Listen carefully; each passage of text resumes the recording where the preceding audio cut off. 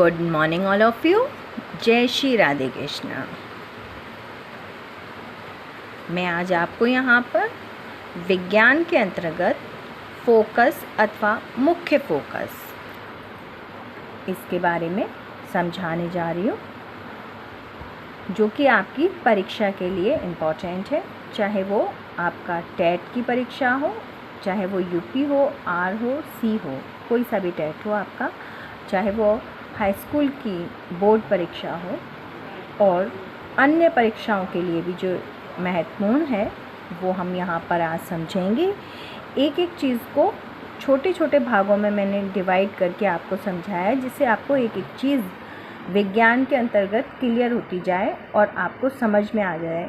क्योंकि काफ़ी बच्चे इस विज्ञान से बहुत डरते हैं, कहते हैं नहीं समझ में नहीं आ रहा। पर नहीं, आप अगर इस वीडियो को ऐसे ही देखते रहेंगे तो आपको हर चीज़ समझ में आ जाएगी। अगर आपको हमारा वीडियो पसंद आता है और आप चाहते हैं कि मैं आगे भी आपको विज्ञान के ऐसे ही अच्छे अच्छे वीडियो प्रोवाइड कराती रहूँ, तो उसके लिए आपको हमारा एक काम करना होगा, हमारा सहयोग करना होगा। इसमें आपका ना तो कोई रुपया लग रहा है, ना कोई पैसा लग रहा है। बस आपको क्या करना है, यूट्यूब पे जाकर आपको चैनल को सब्सक्राइब और शेयर करना है। अगर किसी को कोई बात समझ में नहीं आती है, किसी को कोई परेशानी होती है, तो वो मेरे कॉन्टैक्ट नंबर 8755710254 पर संपर्क करके मुझसे आप कर सकते हैं। अगर आपको कॉल करने में भी असुविधा का सामना करना पड़ रहा है, तो आप कमेंट बॉक्स में जाके मुझे कमेंट कर सकती हैं, तो मैं आपको आपके सारे कॉन्सेप्ट क्लियर कर सकती हूँ। ठीक है, तो चलिए हम यहाँ पर अपना चलते हैं। फोकस अथवा मुख्य फोकस ये क्या होता है, तो देखो, पहले गोलीय दर्पण में मुख्य अक्ष के समांतर, गोलीय दर्पण में मुख्य अक्ष कौन सा होता है? मुख्य अक्ष वो होता है जो वक्रता केंद्र, जहाँ पर केंद्र सेंटर जो होता है, केंद्र तो आप जाने ना, सेंटर और जो ध्रुव को मिलाने वाला, ध्रुव क्या है? जहाँ पर जो आपका तल है, समतल है, जहाँ पर रेजेस पड़ती हैं, जहाँ पर प्रकाश पड़ता है, उसका मध्य भाग यानी कि बीच का मेन बिंदु, वो इन दोनों लाइनों को या इन दोनों रेखाओं को जो मिलाने वाला होता है वो मुख्य अक्ष होता है। तो गोलीय दर्पण में मुख्य अक्ष के समांतर यानी कि समान अंतर में चलने वाली प्रकाश की किरणें, यहाँ तक प्रकाश की किरणें भी, चलने वाली भी समझ में आ गया। दर्पण से परावर्तन के पश्चात, अब दर्पण पर पड़ी और वहाँ पर उन्होंने क्या बनाया? एक प्रतिबिंब बनाया, फोकस डाला, फोकस से क्या बना? वहाँ पे एक प्रतिबिंब बना, और प्रतिबिंब बनाने के बाद में पश्चात मुख्य अक्ष के बना दिया, और वो मुख्य अक्ष के किसी बिंदु पर, किसी एक बिंदु पर, जो मेन बिंदु है या सेंटर जिसे हम कह सकते हैं, उस बिंदु पर या तो वास्तव में पड़ती हैं या वो मिलती हुई प्रतीत होती हैं। एक तो वो वास्तविकता में पड़ती हैं और दूसरा क्या है, वो रिफ्लेक्टेड हो जाती हैं, रिफ्लेक्शन होता है यानी कि उसकी परछाई पड़ जाती है, जिसे हम फोकस कहते हैं। तो जो वास्तविक में पड़ रही हैं बिंदु को दर्पण का मुख्य फोकस कहते हैं, जहाँ पर वो पड़ती हुई प्रतीत हो रही हैं, दिखाई दे रही हैं या वास्तव में पड़ रही हैं। ठीक है, अब हमारी जो याद करने वाली बात है वो क्या है? अब देखो, हमने पहला पॉइंट हमने क्या दिया, किसी बिंदु पर या तो वो वास्तव में पड़ रही हैं यानी कि वो हकीकत में पड़ती हैं, और दूसरा वो पड़ती हुई प्रतीत होती हैं। जैसे हम चलते हैं तो हमारी छाया, प्रति छाया लिपि भी तो कहते हैं ना, हमारी छाया हमारे साथ चलती है। तो वही सेम सिस्टम है कि एक तो हम वास्तविकता में चल रहे हैं और दूसरा हमारी छाया भी चल रही है। तो ये दो प्रकार से, ऐसे ही जब प्रकाश पड़ा, सूर्य का प्रकाश पड़ा और उसने प्रतिबिंब बनाया किसी वस्तु का मुख्य अक्ष पर किसी बिंदु पर, तो वो एक तो वास्तव में और दूसरा वो मिलती हुई प्रतीत हो रही हैं। तो उस बिंदु को हम क्या कहते हैं? उस बिंदु को हम दर्पण का फोकस, मुख्य फोकस कहते हैं। अब जो याद करने वाली बात है वो क्या है? याद करने रखने योग्य बात है। देखो, मैं आपको एक एक चीज क्लियर कर रही हूँ। अवतल दर्पण, अवतल दर्पण मैं आपको पढ़ा चुकी हूँ। अवतल दर्पण क्या होता है ना? तो अवतल दर्पण से परावर्तन के पश्चात, यानी कि अवतल दर्पण पर पड़ी और परावर्तन किया उन्होंने, परावर्तन किया, परावर्तन के पश्चात उन्होंने अवतल दर्पण क्या है? वे गोलीय दर्पण जिसका परावर्तक पृष्ठ दबा हुआ होता है। अवतल दर्पण क्या होता है?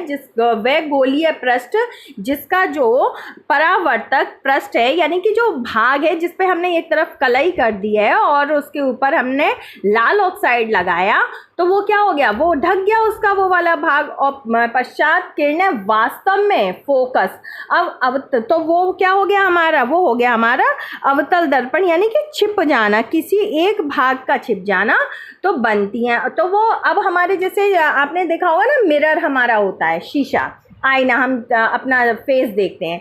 पश्चात प्रकाश की किरणें वास्तव में, प्रकाश की किरणें क्या होता है? वास्तव में फोकस, फोकस यानी कि प्रतिबिंब, वास्तविक प्रतिबिंब बनाती हैं या मिलती हैं।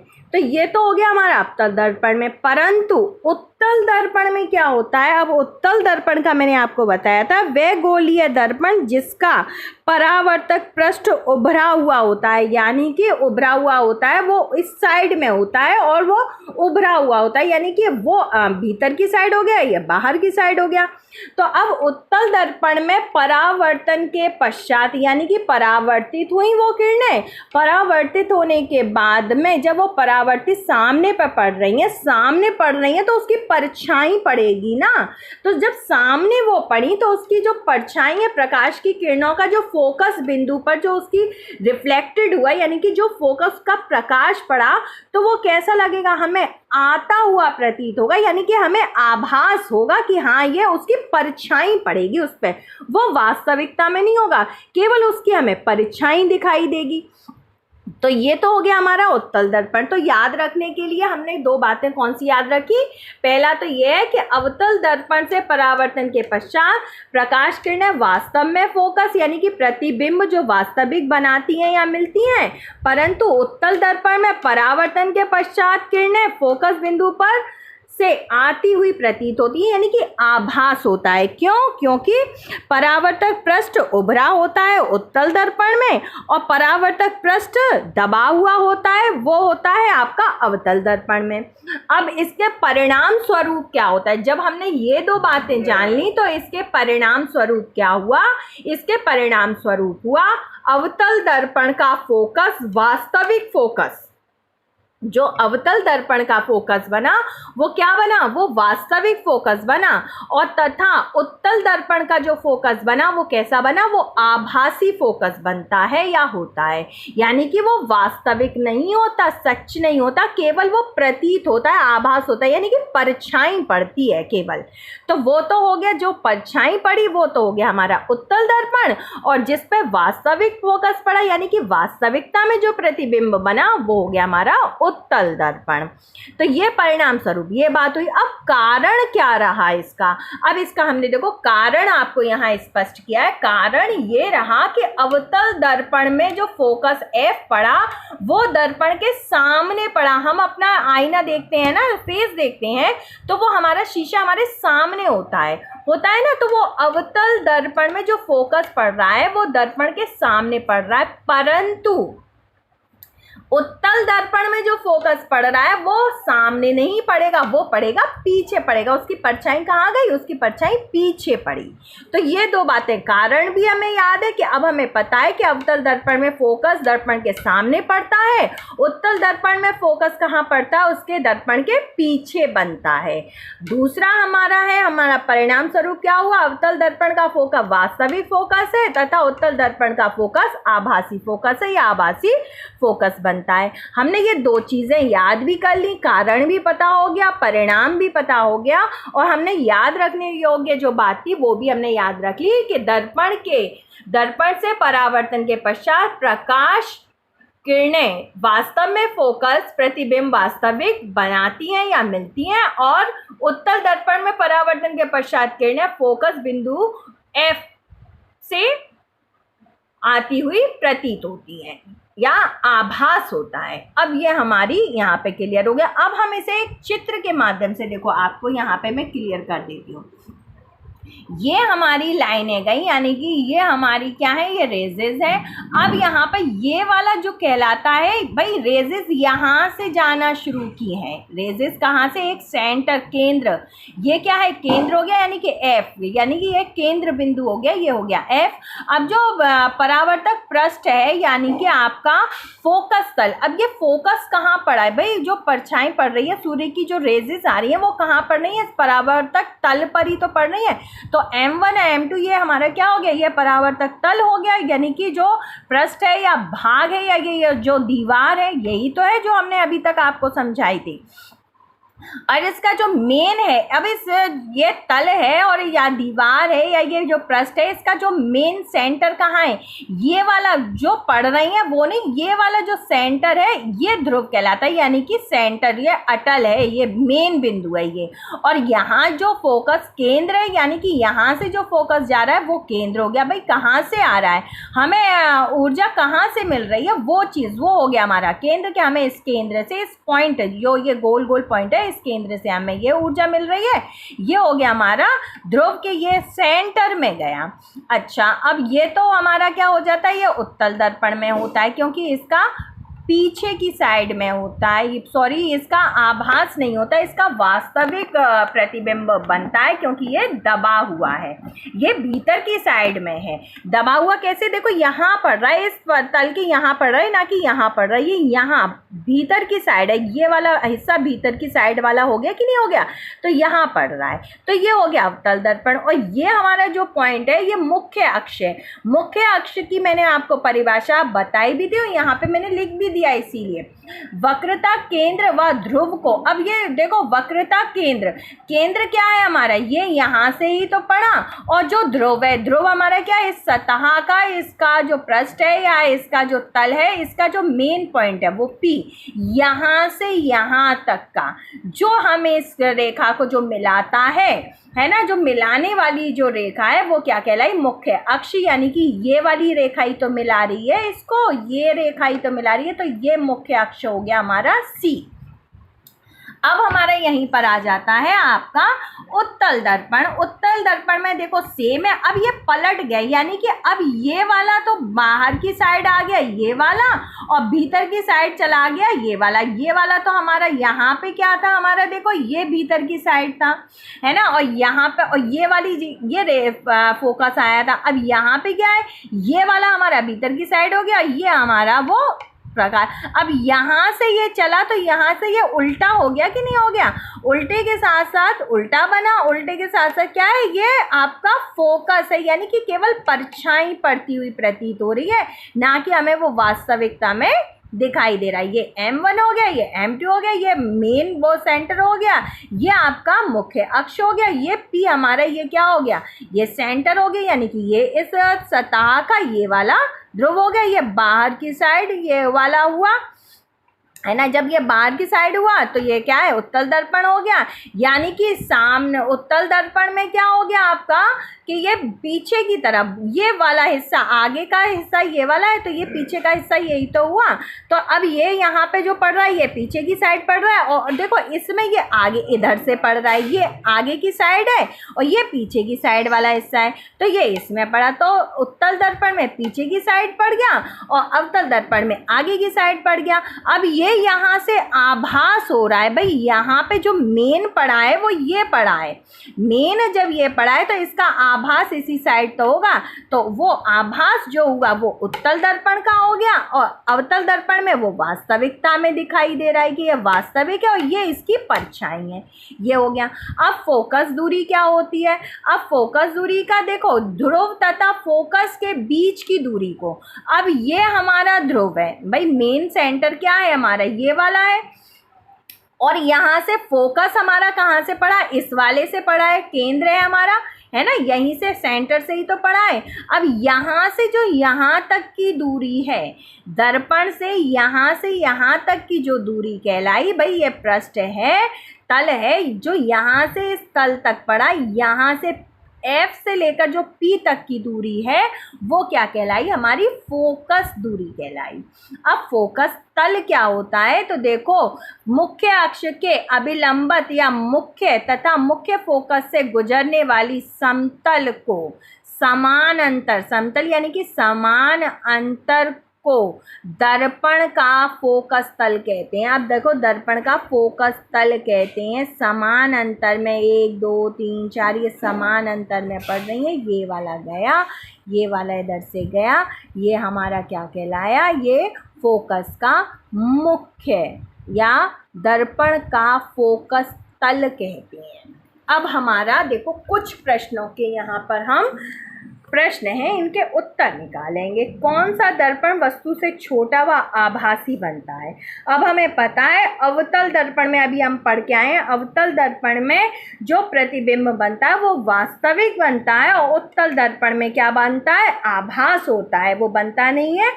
तो अब उत्तल दर्पण में जब आभास होता है तो इसमें हमें ना तो समतल रहा, ना अवतल रहा, ना ये तीनों रहे। केवल हमें पता है उत्तल दर्पण में जो बनेगा, छोटा तो हटा दो, केवल हमने इस पे ध्यान दिया, आभासी बनता है। तो आभासी बनता है यानी कि आभा परछाई हमारे बराबर की थोड़ी ना होती है, तो वो छोटा ही हुआ कि नहीं हुआ, आभासी बना, यानी कि वो वास्तविक में नहीं होता, केवल उसका हमें आभास होता है। अभी हम समझ के आ रहे हैं, तो इसका आंसर क्या हो गया, उत्तल दर्पण। अब दूसरा हमारा प्रश्न क्या है, एक उत्तल दर्पण की फोकस दूरी इतने 20 सेंटीमीटर है, फोकस, और उसकी हमें वक्रता त्रिज्या बतानी है। अब देखो वो क्या कह रहा है, प्रश्न को समझो। वो कह रहा है उत्तल दर्पण की फोकस दूरी बता रहा है। फोकस जो पड़ने वाला प्रतिबिंब के जो प्रकाश की रेजेज आ रही हैं वो 20 हैं, 20 है। अब वो वक्रता, वो उस फोकस दूरी यानी कि दर्पण से और उसकी दूरी नहीं पूछ रहा, वो पूरे वक्र की त्रिज्या पूछ रहा है। अब पूरा वक्र, जब वो उसकी वक्र की आधी त्रिज्या होती है, तो जब वो फोकस दूरी जितने से आया है वो उतने पर ही तो वापस जाएगा। हमने क्या कहा, जितना है उतने से ही वो वापस जा रहा है। तो अब उसकी त्रिज्या व्यास की आधी होती है और वो पूरा व्यास यानी कि वो पूरे वक्र की बात कर रहा है। तो पूरा वक्र हमारा इसका डबल हो जाएगा, आधी त्रिज्या है, वो त्रिज्या बतानी है, यहाँ पे दूरी है, और वक्रता त्रिज्या बतानी है, यानी कि उस पूरे की त्रिज्या बतानी है। तो पूरे की त्रिज्या के लिए हम क्या करेंगे, इसका डबल करेंगे कि नहीं करेंगे, क्योंकि त्रिज्या व्यास की आधी होती है, तो ये डबल हो गया कि नहीं हो गया। तो ये पूरे वक्र है, आधा नहीं है, यहाँ से यहाँ तक का नहीं है, वो पूरा वक्र पूछ रहा है। और पूरा वक्र हमारा क्या हो गया, तो वो हमारा बन गया आपका 40 पर। जैसे कि देखो इस पे मैं आपको यहाँ पे एक दिखा रही हूँ, ये अब यहाँ आपका ये वाला आपका आया। अब इसमें देखो ये पूरा, अब यहाँ पे यहाँ से ये यहाँ तक गया है ना, यहाँ से ये यहाँ से यहाँ तक जो जा रहा है, तो ये वाला पूरा, ये तो यहाँ से 20 तक है, और इसका पूरा आया, तो ये वो 20 ये और 20 ये 40 हो गया। पूरे उसने वक्र का पूछा है, तो पूरे वक्र का हमें क्या हो गया, इसका हमारा 40 हो गया। अब हमारा आ जाता है दूसरा, उत्तल दर्पण। अब इसका जो आंसर क्या आ गया, वो 40 हो गया। अब उत्तल दर्पण के सामने रखी वस्तु का प्रतिबिंब कैसा बनेगा। अब देखो उत्तल दर्पण, उसने कौन सा दर्पण बोला है, उत्तल दर्पण के सामने रखी वस्तु का प्रतिबिंब कैसा बनेगा। प्रतिबिंब यानी कि जो उस पर फोकस लाइट पड़ रही है ना, वो कैसा है। तो फोकस की स्थिति पर, वस्तु के पहला तो फोकस की स्थिति पर, दूसरा वस्तु के सामने वस्तु की स्थिति से 2 गुना दूरी पर, या वस्तु के सामने वस्तु की स्थिति से आधी दूरी पर, या दर्पण के पीछे। तो क्लियर क्या हो गया भाई, हमें उत्तल दर्पण का बना है वो पीछे की साइड में बनता है, क्योंकि फोकस अवतल में सामने पड़ रहा है और उसमें हमारा कहाँ जा रहा है, उसमें हमारा पीछे जा रहा है। अब चौथा हमारा क्या है प्रश्न, तो इसका क्या आंसर हो गया, दर्पण के पीछे। एक अवतल दर्पण की फोकस है, अब अवतल दर्पण की फोकस दूरी कितनी है, 10 सेंटीमीटर है। अब दर्पण की वक्रता त्रिज्या क्या होगी। अब देखो यहाँ पर 10 सेंटीमीटर, वही फोकस दूरी 10 सेंटीमीटर, पर उसने वक्र की पूछी है, दर्पण की वक्रता यानी कि पूरे वक्र की, गोले की, पूरे गोले की वक्रता त्रिज्या। तो हम इसका डबल करेंगे या नहीं करेंगे। जब मैं आपको संबंध बताऊंगी तब आपको इसका और क्लैरिफिकेशन हो जाएगा। तो वो 10 का क्या यहाँ पे हो गई, पूरे वक्र की अगर हम करेंगे तो वो 20 हो गई, 20 सेम ही हो जाएगी। अब यहीं पर सेम वही क्वेश्चन आ गया, एक अवतल दर्पण की फोकस दूरी 15 सेंटीमीटर है तो वक्रता त्रिज्या क्या होगी। अब 15 सेंटीमीटर है तो सेम वही फॉर्मूला आ जाएगा, 2 हम लगा देंगे, है ना। फोकस दूरी पर हम 2 लगा देंगे, यानी कि उसका डबल करेंगे, क्योंकि वक्र की पूरी त्रिज्या पूछ रहा है तो इसका हम डबल करेंगे तो ये क्या हो जाएगा, 30 सेंटीमीटर, है ना। अब यहाँ पर क्या आ जाता है हमारा, एक अवतल दर्पण की वक्रता त्रिज्या 15 सेंटीमीटर है, इसकी फोकस दूरी अब 15 सेंटीमीटर है। अब वक्रता त्रिज्या उसने 15 सेंटीमीटर बता दी, तो अब हमें इसकी फोकस दूरी निकालनी है। तो आज जहाँ जिस हिस्से पे पड़ा वहाँ से सेंटर से हम लगाएंगे, तो इसका जब हम यहाँ से डबल करते आए तो इसका हाफ करेंगे या नहीं करेंगे, तो 7.5 माइनस में आ जाएगा सेंटीमीटर, क्योंकि 15 है ना, और 15 का हम आधा कर देंगे, क्योंकि हमें ये पूरी वक्र की दी है और हमें निकालनी है केवल फोकस दूरी। तो ये यहाँ पे पूरे पे तो नहीं हुआ, तो ये यहाँ पे क्या हो गया, -7.5 हो गया। अब है समतल दर्पण के सामने एक कोई वस्तु रखी हुई है, 10 सेंटीमीटर की दूरी पर रखी है, दर्पण से प्रतिबिंब की दूरी होगी। अब दर्पण से प्रतिबिंब की दूरी, तो देखो समतल दर्पण का मैंने बताया था कि जब कोई भी प्रकाश की किरण या प्रकाश की रेजेस जो होती हैं वो एक माध्यम से दूसरे माध्यम पर जाती हैं और वो प्रतिबिंब बनाकर, यानी कि वहाँ पर वो प्रकाशमान हो जाती हैं, यानी कि उस पर वो अपनी लाइट डालती हैं, फोकस डालती हैं, उसके बाद वो उसी माध्यम से अपने ही दूसरे माध्यम से चलकर वो अपने ही माध्यम में वापस आ जाती हैं। तो जिस हिसाब से वो चली और उसी हिसाब से वो रिटर्न हो गई, वापस हो गई। तो समतल दर्पण के सामने एक 10 सेंटीमीटर की दूरी पर रखी है, दर्पण से प्रतिबिंब की दूरी कितनी होगी, जितना वो चली है उतना ही वो वापस आई है, तो दूरी सेम हो गई ना, 10 सेंटीमीटर हुई या नहीं हुई, बिल्कुल हो गई।